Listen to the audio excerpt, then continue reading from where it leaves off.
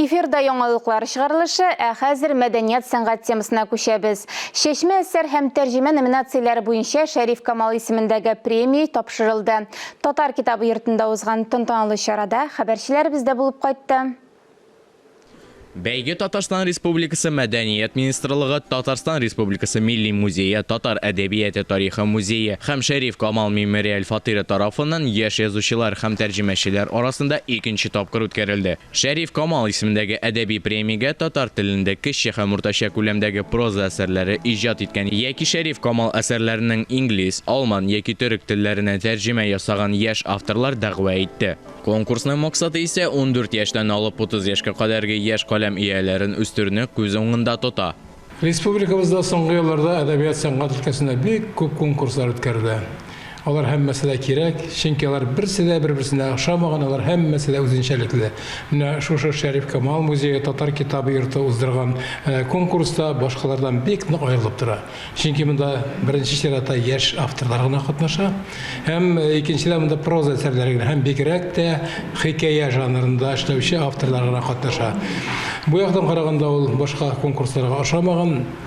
Миңа бу конкурска килгән һәм әсәрендә укып барырга туры килде. Мин аларны бик тә рәхәтләнеп укыдым. Ни өчен рәхәтләнеп укыдым? Чөнки анда чын саф үзебезнең туган телебез. Миңа менә шушы яшьләрнең өлкән буын кешеләр түгел бит алар, әле тәҗрибәләр дә җитеп бетмәгән яшьләрнең туган телгә мөнәсәбәте, туган телгә сак мөнәсәбәте, мәхәббәте ошады, сакландырды дип әйтер идем. Конкурста катнашучыларга таныклылар, диплом һәм төрле бүләкләр тапшырылды. Җиңүчеләргә Татар китабы йортының икенче катында урнашкан Шәриф Камалның ядкарларын якыннан күрү мөмкинлеге дә бирелде.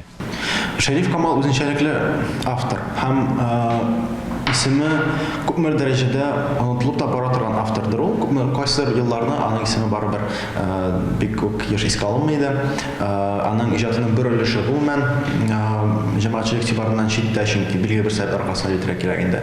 Әмма Шәриф абый, Шәриф Камал ул бик оста психолог, кеше хисләрен, вакыйгаларны, чынбарлыкны искиткеч оста итеп һәм шуатакскала итеп җиткерә белүче автор һәм ул үз заманында бик күп яшь авторларга да остаз булган, илһамчы булган. Бу бәйгедә катнашучыларның әсәрләрен бәяләгәндә дә Шәриф Камалның киң колачлы иҗаты күз уңында тотылды.